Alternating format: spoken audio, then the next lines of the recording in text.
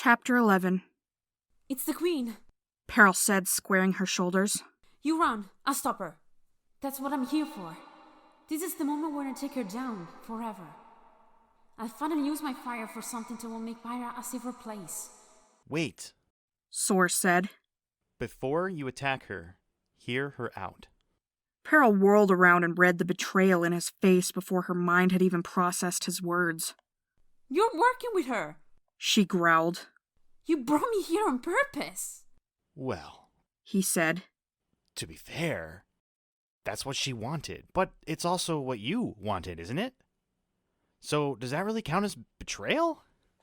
I mean, now everyone's happy, so yay me? Queen Scarlet arrived then with a whoosh of hot air, circling maddeningly around Peril and Soar. Peril had forgotten how bad the scar on her face was. The Queen looked thin and ragged, but still alight with fury, like a cold flame that would never go out. Oh, Scarlet called to Soar. That's a face I haven't seen in a while. Me? Peril thought. I've been looking for you. She called back, whipping around to keep the Queen in sight. You can't threaten my friends like that and get away with it. Friends? Queen Scarlet laughed, a high-pitched, genuine laugh that bounced merrily off the mountain peaks. Is that what you think Glory is to you, darling? I'm sure she cares about you so very much. Do you think anybody would cry if I dropped your decapitated head in their talons? Admit it. Nobody loves you the way you are except me. That's always been true, and it always will be. No, it's not. Peril cried. There are other dragons who like me. But wouldn't they all change you if they could? Scarlet said pityingly. They would strip you away your fire scales and squash your lovely craziness into a well-mannered box. Not me, though. I think every inch of you is just perfect. As long as I do what you want.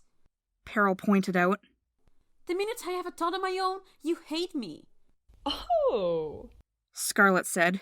That sounds new. Have you had any of these thoughts of your own yet? All I've seen from you so far, those mudwings thoughts and decisions. If you actually do have one of your very own, I can't wait to hear about it. God, can you two please stop arguing? Peril's father interjected. He angled down to land in a circle of giant boulders. Peril swooped after him, choosing the barest rock she could find, and Scarlet joined them a moment later. The three Skywings glowered at one another for a long moment. At least, Peril and Scarlet were glowering. Soar looked infuriatingly pleased with himself. I'm smarter than you think, he said to Queen Scarlet. I figured it out. You lied to me all these years, but I know the truth now. How thrilling for you. She replied with lidded eyes, hissing smoke out her nostrils.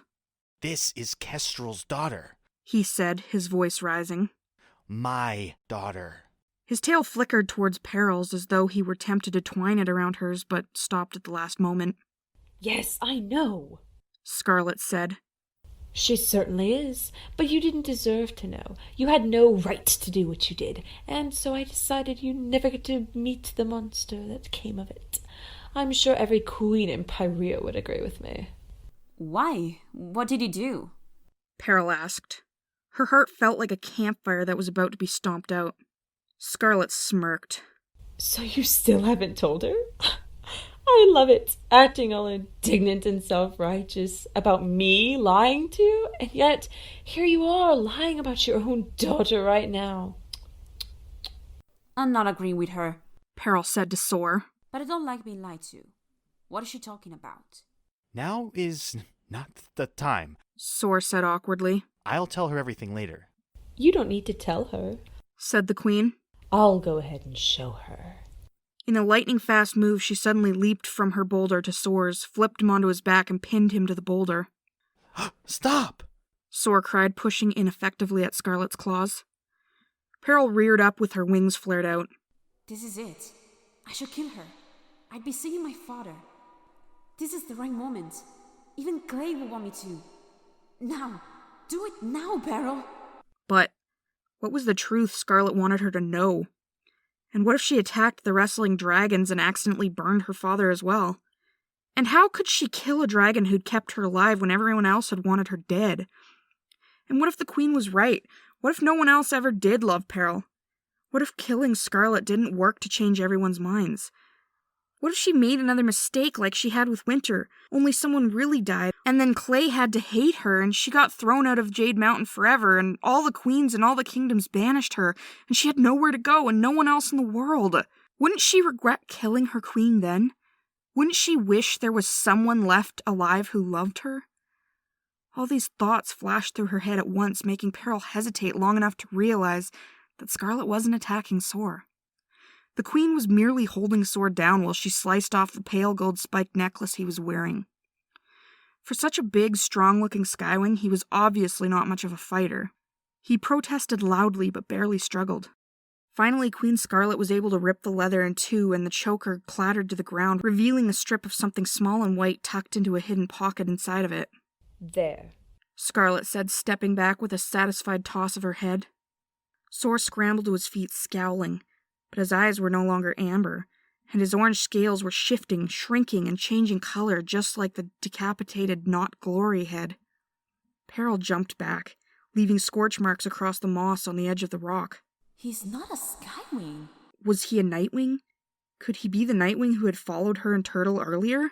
If I'm of Nightwing, maybe it has some cool powers I don't know about. Maybe their tribe could take me in.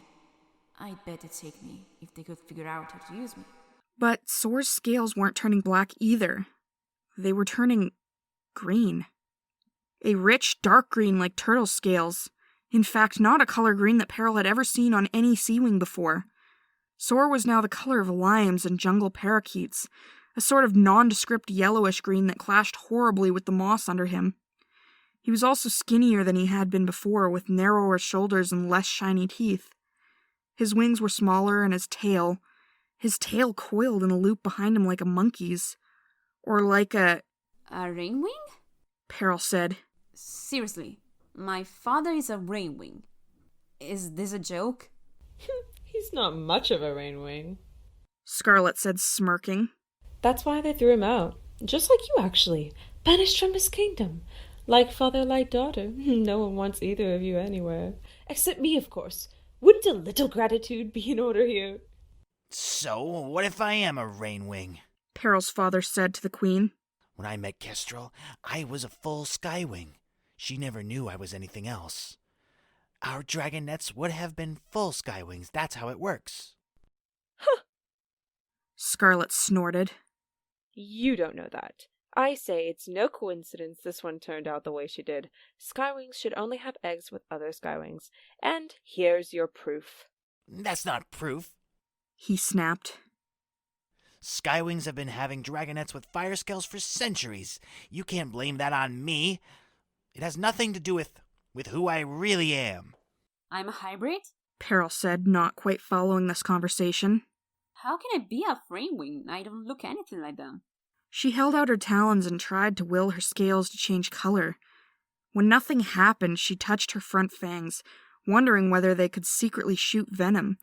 Not that she needed extra weaponry, but it would be pretty cool anyway. You're not a hybrid, said her father a little impatiently, considering he was dropping a basket full of crazy on her head. I was a Skywing when I met Kestrel and fathered you. You wouldn't have any Rainwing characteristics. You're all Skywing. But what are you talking about? You were a Skywing? Peril asked. Turning your scales orange doesn't make you a Skywing. Scarlet laughed. He can't even do that, my dear. No, but I can do other things. He snapped. I have a gift, Peril. Look. He picked up the ripped necklace and held it around his neck. Once more his scales rippled, this time back to orange, and suddenly Soar the Skywing was standing in front of Peril again. See? He said in his deeper, stronger voice. I can change my entire self. Now I'm a full Skywing. What a terrible name you gave yourself. Peril guessed. Explains that. What's your real name? Chameleon. He said, dropping the necklace and turning back into the defensive green dragon. Some dragons might say that was a cruel irony, while others, for instance an entire tribe of Rainwings, might laugh and laugh for days once everyone realizes that the dragon named Chameleon is the only one in the rainforest who can't change his scales. Peril wasn't particularly interested in his sob stories from the past. Pieces were starting to come together in her head. You're the one who intended the head to look like Glory. Peril said. You're helping Queen Scarlet scare my friends. Hey, she pays very well.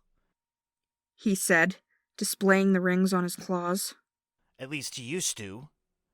I've had more treasure than any Rainwing in the history of Pyria for years now. The last several months haven't been quite the same, though. He shot a disapproving look at the Queen. I'll have my kingdom back soon enough, Queen Scarlet said. although I think you owe me for the prize you lost a few days ago. Peril closed her eyes, frowning. This conversation was distracting her from her goal, killing Scarlet. If that was still the right thing to do. Was it? Queen Scarlet didn't seem so terrifying and monstrous here in this quiet valley, talking about Peril's lovely craziness and her father. Remember all the terrible things she's done. The random mudwing she killed to get the head, sending Clay and his friends to fight in the arena, forcing my mother to kill my twin brother. But she kept me alive, when everyone else in the tribe would have killed me the moment I hatched. And she's right. She may have wanted to change me. She likes my skills the way they are. I'm not sure even Clay feels that way. She remembered him wincing when he touched her and the way he watched her wings carefully when she was near anything flammable. Did Scarlet really have to die? Oh, Clay, why can't you be here to tell me what's right? She opened her eyes and looked at Chameleon, who was fiddling with the metal sheath around his chest. This was Scarlet's mysterious new ally, Peril's own father, a disgraced Rainwing with strange shape-shifting abilities. He wasn't so terrifying either. Would it be so bad if Scarlet did get her throne back?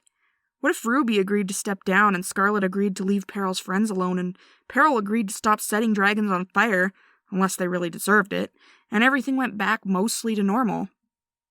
Peril, Said Chameleon, breaking into her thoughts. I know I haven't been a father to you before, but I can change that.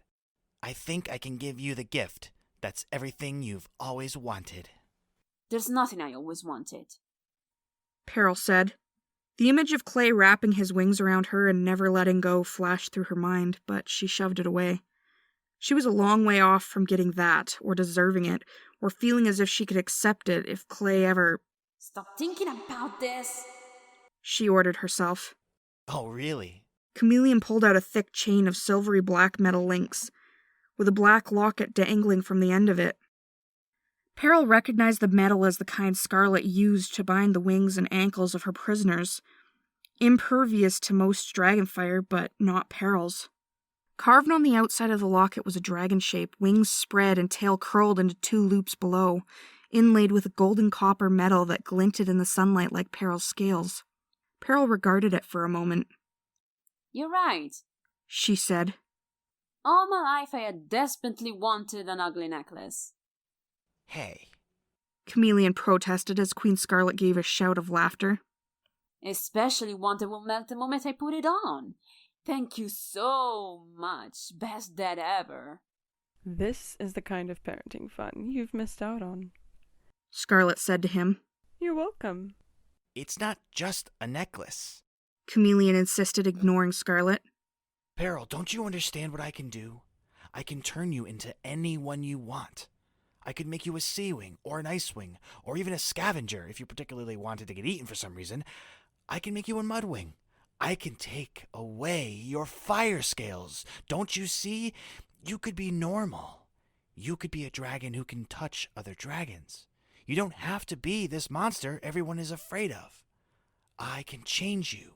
Peril stared at him, wondering if her scales were floating off into the clouds, the way it felt like they might. I thought your power was only meant to be used for special cases. Scarlet mused. Something about consequences and risks and something blah. Well, this is a special case. Chameleon said. I'd do anything for my dragonette. Aw. Scarlet said sarcastically. What a rare and unusual parent. Something seemed to strike her and she inhaled a plume of smoke, turning her head to gaze thoughtfully toward the north. You're serious? Peril said to her father. This is real? I put the necklace on and I won't be me anymore?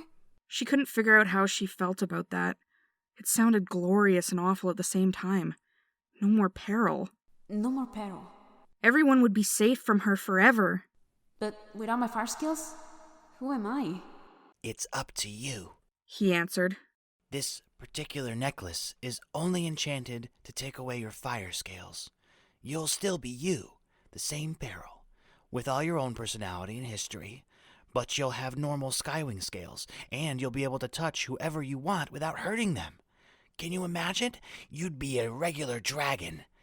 But if you want a different enchantment, turning you into someone else entirely, I could do that too. I could be a Mudwing. Someone Clay could be with and love without anyone hating me for it. They don't even need to know that I used to be Peril. Except for him. I need him to know who I really am. I have to tell him about the transformation as myself first. I could be Peril for now. Safe Peril. No fire skills, no danger to anyone. And then after I talk to him, I could become whoever he wants. Clay could decide. He could imagine the perfect dragon for himself, and that's what he could become. Exactly what he wants in every detail. Then he would have to love me, wouldn't he? She started to reach for the necklace, then pulled back. It won't work. She said. That necklace will melt and fall apart the moment it touches my scales. The metal is thick and strong. Chameleon said. And the transformation only takes a moment. I think it will last until your scales are safe, if you put it on quickly. It's worth a try, isn't it? And if it doesn't work, we'll make something else. But if it does work, don't take it off. The more times it goes on and off, the more chances there are of destroying it. Peril hesitated one last time. This isn't a trick, right? I'll still be myself?